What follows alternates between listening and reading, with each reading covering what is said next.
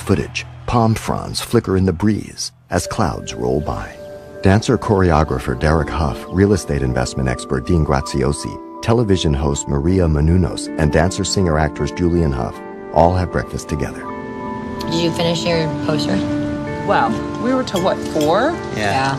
Did you guys? You were still up. How long? Yeah, did you we were stay? still up. I think we went to bed about 4:30. What I realized is that I always thought that I had to achieve things in order to feel good.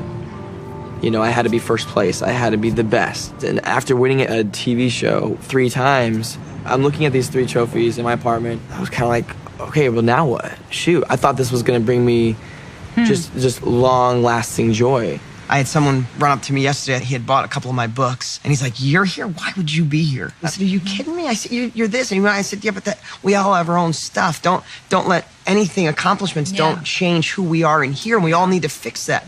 How many successful people end their lives or drink or do drugs because they can't figure it out? My biggest thing is security, right? So I never feel safe to be able to be myself. And by the way, harder when you're someone on camera. This time at Date with Destiny, I was like, I looked at you, my partner, and I said, oh my God, it just hit me. It hit me why we're all able to transform.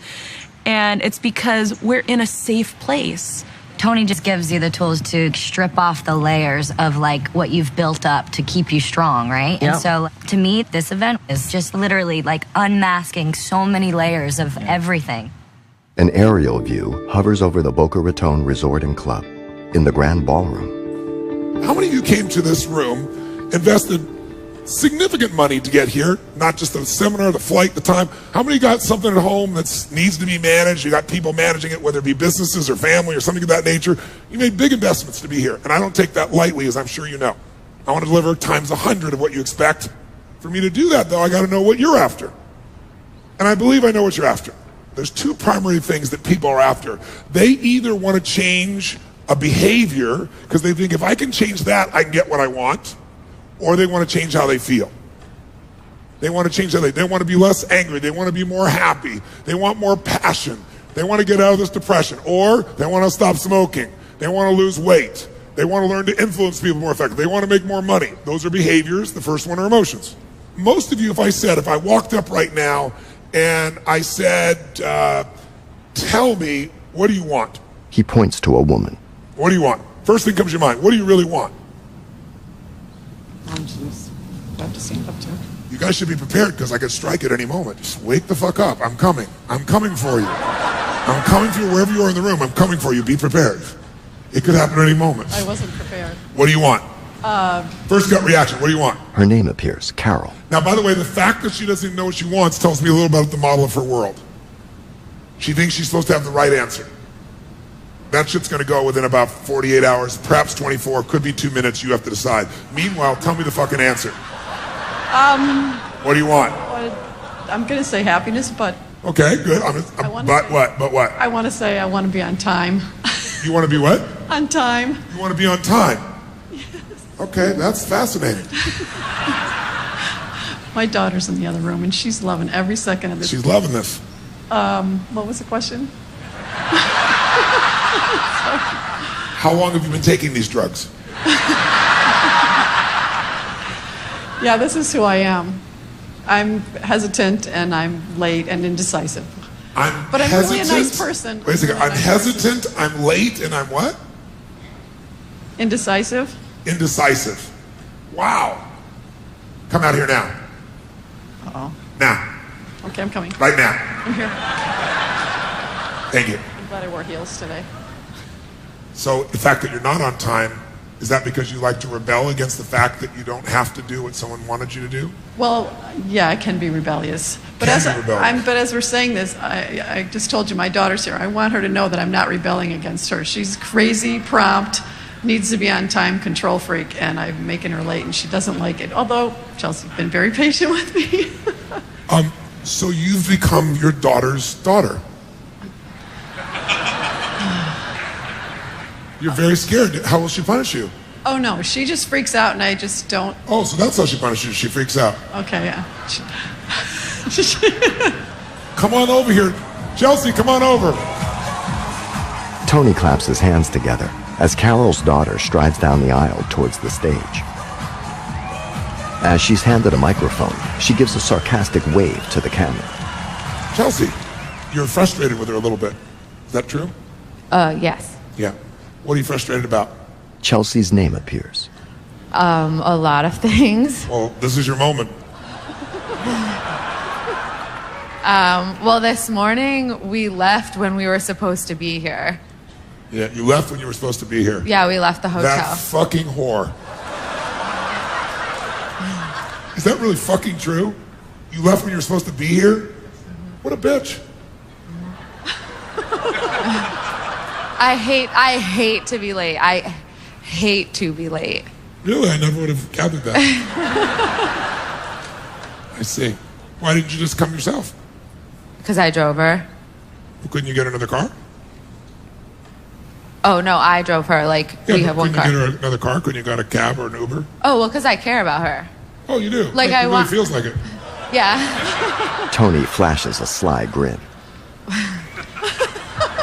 Okay. You care about her as long as she doesn't interfere with your system. No, this is gonna sound really bad, but because, you know, It's we're probably here. because it is, but go ahead. All right. I hate that I love her. Yes, I can feel that. I do. I hate that I care about her. I hate that I love her. And why is that? Because she's the biggest cause of pain in my life. And how's that? She just is. Like, I wake up and it's a fight. I wake up and it's always a fight. A fight about what? Everything. And anything. Yeah? Anything. Now, there's multiple things going on here. When there's no hierarchy, things break down. And you could say, I don't think it should be that way, and you can all you want, but that's like saying, I don't think there should be gravity. There is a certain hierarchy that structurally allows relationships to work. If you take that hierarchy out, things will be fucked up. When you are no longer in charge of your family will start to disintegrate. And it may be because you feel you fucked up or you beat yourself up. I'm sure she's beaten herself up so many times about so many things. She can't win at anything, even with herself. And the source of love, I believe, is right across from her. He points to Chelsea. That's probably her biggest source of love. I doubt it's a man. Is it? No. I'm not her spouse. I am not her spouse. But we have conversations. I was asking her. Okay, but right now I've got to be in charge for a minute here. No, you're always in charge. Not now. Not with me. I'm not your fucking mother. With a grin, the young woman flips back her hair. And the hair flipping shit won't work with me either. I'm not that kind of guy. So the batting the eyes, the hair flipping, all that shit won't work with me. You want to be fucking real with me? I'll help your ass. But all the techniques you use, I'm not a stupid fucking boy. I'm a man. Don't try that shit with me. It won't work. I'll rip you open. You understand me? Yes. There's 3 others in the house, too. What's that? There's 3 others in the house. There's too. 3 others in the house. Yeah. More like this? No, they're all afraid of her. They're all afraid of her. They should be afraid of her. You've not put her in her place. She takes over. You can't have the whole kitchen. You can't have the whole kitchen. I need to be in here right now. I need to get in the bathroom right now. You let her fucking take over like I could have let her take over, and I'm not going to let her fucking take over. I'll honor her, I'll respect her, I'll love her, but she's not going to fucking take over. Part of why she has a despise for you is because you don't show her any strength. But I try to keep peace in the house. It's for... Heal! He lays his hand on Carol's head, and she staggers away, laughing. Peace, come out! Peace is not the goal for a family. Love, strength, growth has got to be the goal for the family, not fucking peace. Now, Carol, I look at your face and I finally fucking figured out, I know you from years ago. You lost a child, didn't you? Tell us that for a second. What happened? So everybody knows. She was 16, and I think Chelsea was about 8. And she just got sick. I brought her to the doctor in the hospital, and they sent her home, and she died. They sent her home saying she's fine. And she died. That was tough. It was very, very difficult. I think the only reason that I continued to get up every day was because I had these other kids, and somebody had contacted Tony, and I came out and went to Date with Destiny, and it was life-changing. I had so that's why I don't understand why I'm getting upset about it, because I don't usually go there. In archival footage. So, who's really suffering right now? Date with Destiny, Palm Springs, California. When I look, it depends on how I look at it. I look at what she's missing out on, that her death shouldn't have happened, that she was mistreated, and that's why she's gone. And she had so much to live for, and she was such a giving person. June 8th, 2000.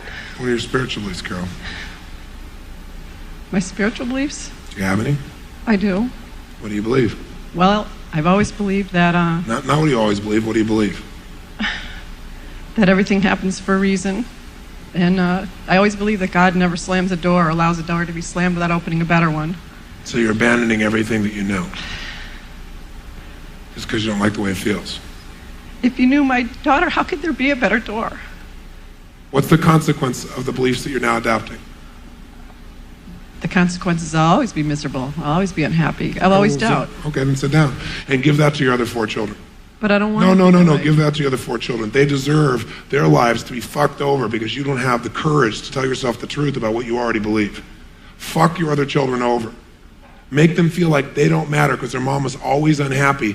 They're not good enough to make her happy. Only the other child was. So the rest of their lives, they can live with insecurity and fear and hurt and sadness and a lack of love because you didn't step up when God gave you the chance.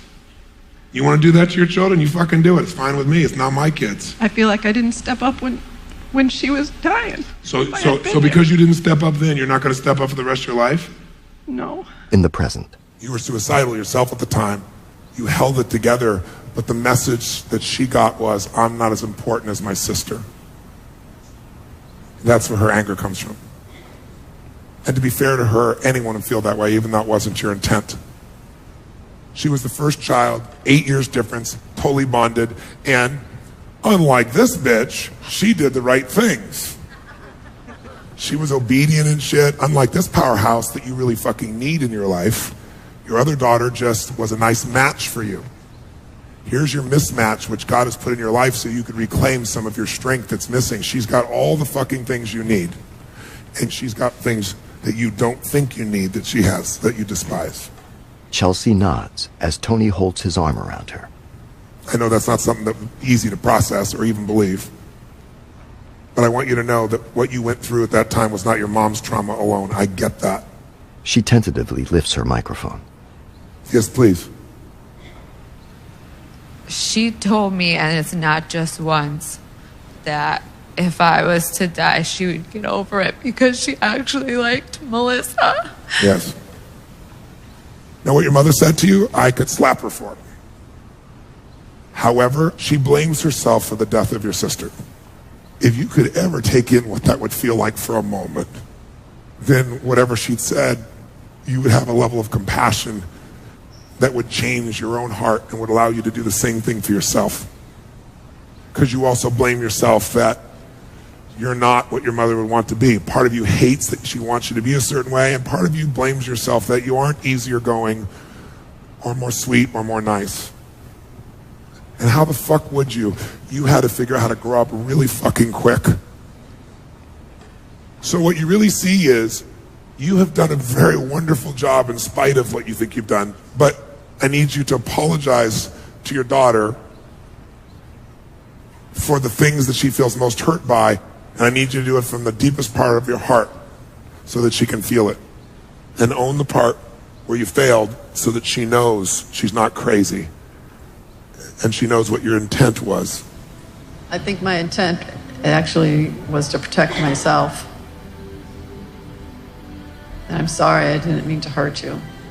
I really am sorry. I don't mean to hurt you. I love you very much. And I am so proud of you. You're going to be so much more successful than I've ever been.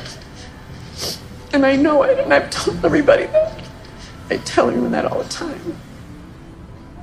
Sorry that I yell at you because it comes across like that I hate you, but it's just that I didn't like that I loved you so much, that I cared so much about you. And I'm really sorry if I make you feel anything less than that. But it feels nice to know that there's some nice things about me you like.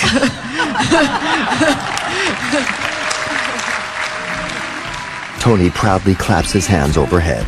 Carol envelops her daughter in a hug, patting her warmly on the back. As Chelsea exhales a deep breath, her shoulders relax. There you go. Tony holds one arm straight up while his other hand shakes. Sit down. I want 7 people to tell these 2 people what you learned or appreciated from them. Stand and deliver if you choose. Raise your hand. Nearly every hand goes up in the audience. Outside the conference center, a footbridge spans a reflective moat. In the lobby, the attendees mingle, including Chelsea. I'm wonderful. I should say I'm wonderful. That's how I feel. It's wonderful. For the first time in like 5 years, I had no back pain last night. I'm 23 and I had back pain so bad that like it was hard for me to walk sometimes. And last night I literally just like laid down and I just rolled over and went to sleep. And that was the first time that's happened to me in like years. They make their way into the ballroom and find their group leaders, who are holding up handmade posters. A message appears. Chelsea and her mother have a new appreciation for one another. Chelsea is now living on her own and has not had any back pain since participating in Date with Destiny a year ago. Credits, directed and produced by Joe Berlinger. Executive producers Brian Koppelman, David Levian. Executive producers John Kamen, Frank Sherma, Justin Wilkes. Producers Kevin Huffman, Lisa Gray. Director of Photography, Robert Richman. Second Unit Director of Photography, Jonathan Furmansky.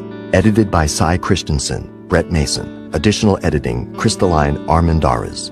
Co-producer, Daniel T. Wilson. Associate producer, Sam Broadwin. Copyright 2016 Not Your Guru, LLC. All rights reserved. A film frame is on a person's forehead. Third Eye Motion Picture Company.